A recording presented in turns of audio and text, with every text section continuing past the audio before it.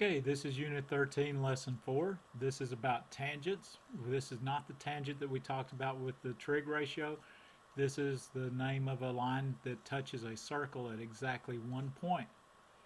Okay, so once again, if you've got any kind of idea that you might need to ask a question, get yourself a piece of paper, get yourself a pen or pencil so that you can write your question down if you come across one, and get ready to watch. And like I say, all you have to do is pause the video, write your question down, then you got it, and then you're ready to bring it to class the next day. Okay, so let's take a look at what we got here with tangents. Okay, definitions and such. A tangent line to a circle touches the circle in only 1 point. That point is known specifically as the point of tangency, and a lot of times that's indicated with a capital T. Okay, so if we got a circle like this and we have in this case, a line that is tangent to the circle, notice that it only touches the circle at that one single point, and that's it. Does not go inside the circle at any point. Okay, so there is a theorem attached to this. If a line is tangent to a circle, then that tangent line is perpendicular to a radius of the circle that's drawn to the point of tangency. Okay, this simply means that if I draw the line or the line segment between point C and point T, that will be perpendicular to the tangent, and the tangent will be perpendicular to the radius. Okay, and that's what they're telling us here. There will be a 90-degree angle where those two intersect. Okay, another theorem says if the two line segments are drawn tangent to the circle from the same exterior point, then they are congruent.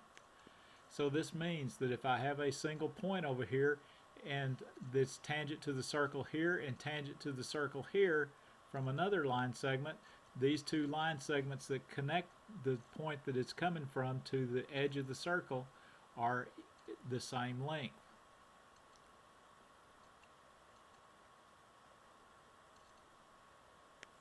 Okay, so they're telling us that segment AT is tangent to circle C at point T, which is the point of tangency. They want us to find the length of X. Okay, so here's what we got. We've got this as tangent to it.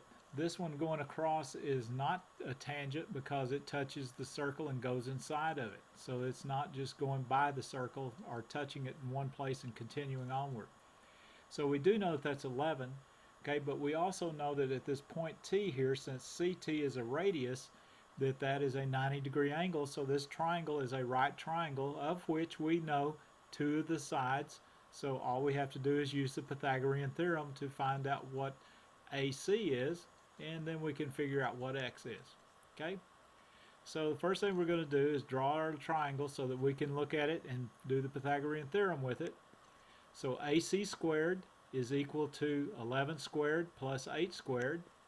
So AC is equal to the square root of 121 plus 64, which gives us the square root of 185. So AC is approximately 13.60 inches. Okay, of that we wanted to know what X was. Since we know that the point that AC touches the circle here, even though it's not named, from that point to C is a radius of the circle, and the radius has to be 8 at all points. So we simply take the 13.60, subtract 8 from it, so X is approximately 5.60 inches.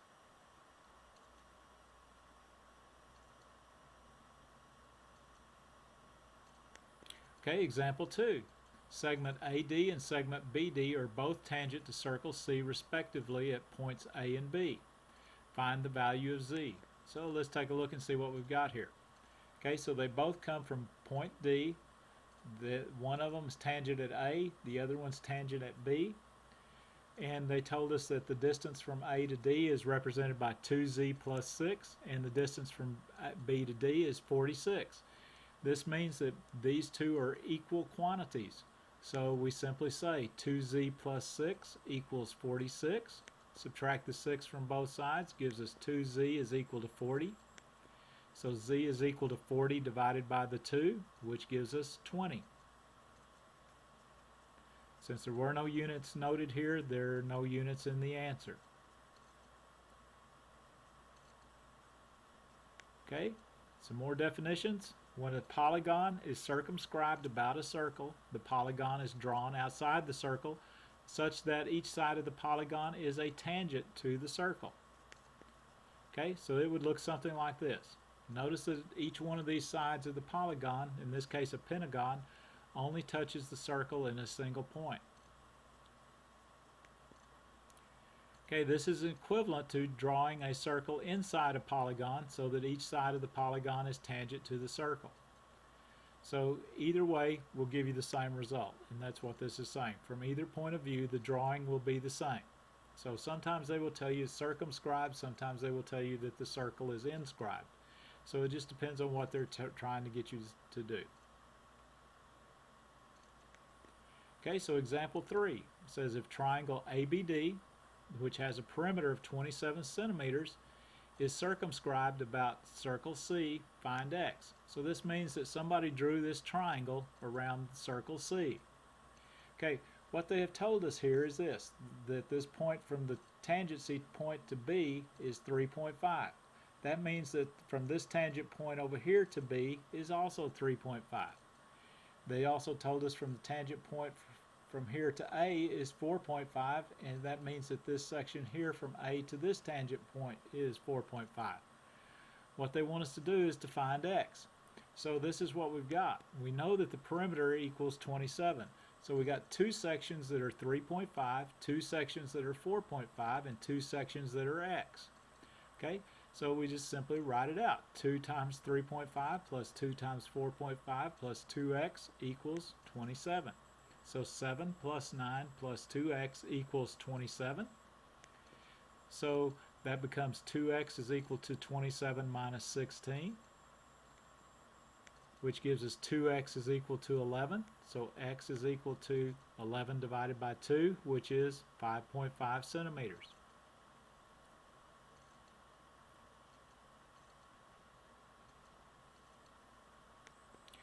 Okay, example 4 says if segment PQ and segment PR are both tangent to circle C, which has a radius of 7 feet, respectively at points Q and R, and QP is equal to 20 feet, they want us to find PS. And here's our diagram. So they want us to find this distance here. We know that from C to S is 7. We know that from Q to C is 7, and we know that from C to R is 7. Okay? And they told us that from Q to P, which is this side of the triangle, that's 20 feet. If you remember, this is a tangent and PR is a tangent, so that means both of these have to be the same, and since QP is 20 feet, then PR has to be 20 feet. So let's see what we got here. So this gives us what? This gives us a right triangle, because we know that there's a right angle here at Q and R, so that means that that's equal to 20 squared plus 7 squared, because we know the radius is 7. So we got this right triangle, one leg is 7, one leg is 20. So we can find PC by taking the Pythagorean theorem, which tells us that that's equal to the square root of 449. That's approximately 21.19 feet. Okay? So since we know the radius is 7, we simply subtract the radius from the length. So this gives us that the distance we're looking for is 21.19 minus 7. So that gives us that PS is approximately 14.19 feet.